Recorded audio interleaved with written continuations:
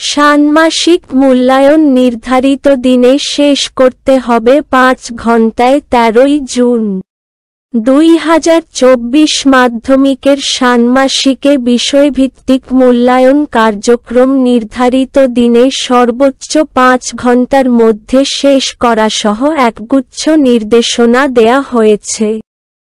বৃহস্পতিবার জাতীয় শিক্ষাক্রম ও পাঠ্যপুস্তক বোর্ডের এই নির্দেশনার মূল চিঠি কারিগরি শিক্ষা অধিদপ্তর প্রকাশ করেছে। চিঠিতে বলা হয়েছে, 2024 শিক্ষাবর্ষের ষষ্ঠ থেকে নবম শ্রেণীর বিষয়ভিত্তিক ষান্মাসিক সামষ্টিক কার্যক্রমের প্রস্তুতির জন্য শিক্ষা প্রতিষ্ঠানের প্রস্তুতিমূলক নির্দেশনার চিঠিটি পরবর্তী প্রয়োজনীয় ব্যবস্থা নেয়ার জন্য বলা হল।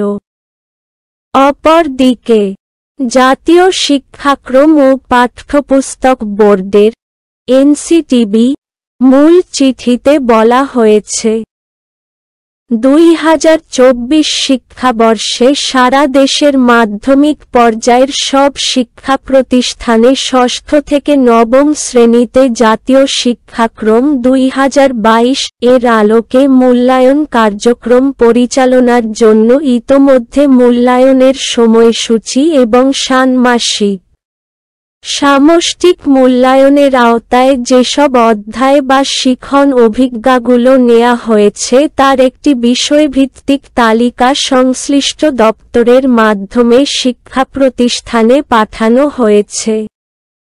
গত 3রা জুলাই থেকে অনুষ্ঠিতব্য ষান্মাসিক সামষ্টিক মূল্যায়ন কার্যক্রমের প্রস্তুতির জন্য শিক্ষা প্রতিষ্ঠানগুলোর করণীয় সম্পর্কে কিছু নির্দেশনা প্রণয়ন করা হয়েছে। প্রণীত নির্দেশনা বাস্তবায়নের জন্য সংশ্লিষ্ট দপ্তরের আওতাধীন শিক্ষা প্রতিষ্ঠানগুলোর জরুরি ভিত্তিতে পাঠানোর জন্য বলা হল। এই চিঠিটি মাওসি অধিদপ্তরের ডিজির, প্রাথমিক শিক্ষা অধিদপ্তরের ডিজির, মাদ্রাসা ও কারিগরি এই দুই শিক্ষা অধিদপ্তরের ডিজির কার্যালয়ে পাঠানো হয়েছে।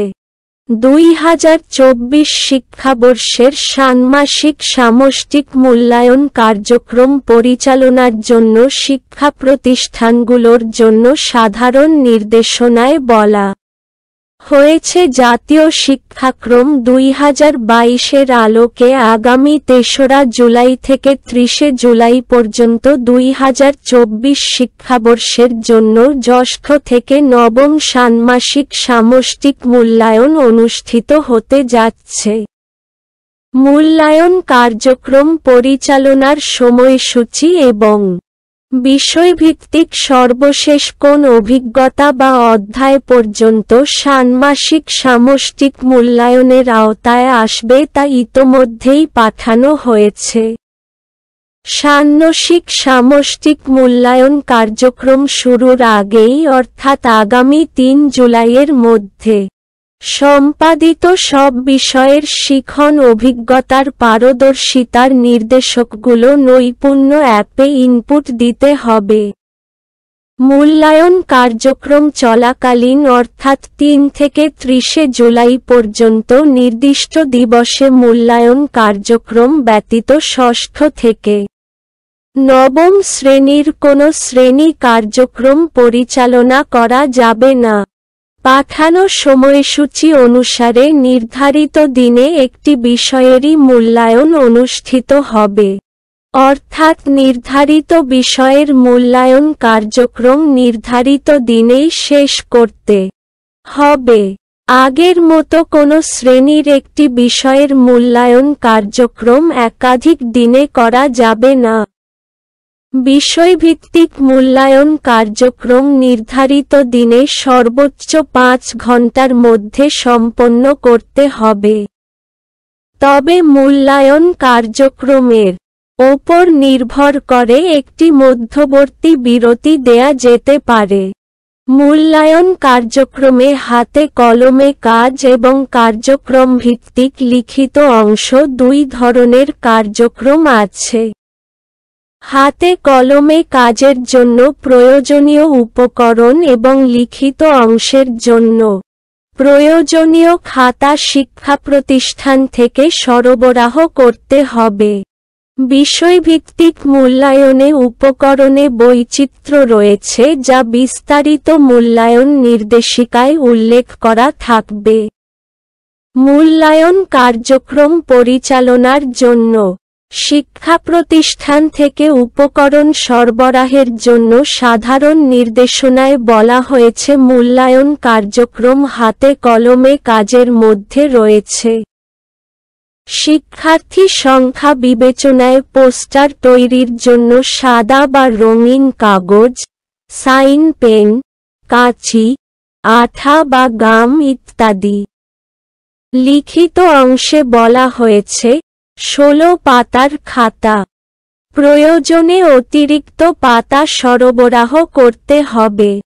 মূল্যায়ন পত্র অংশে বলা হয়েছে সরবরাহ করা মূল্যায়নপত্র থেকে শিক্ষার্থীর নির্দেশনা ও মূল্যায়ন প্রশ্নপত্র অংশটি ফটোকপি করে সব শিক্ষার্থীদের সরবরাহ করতে হবে।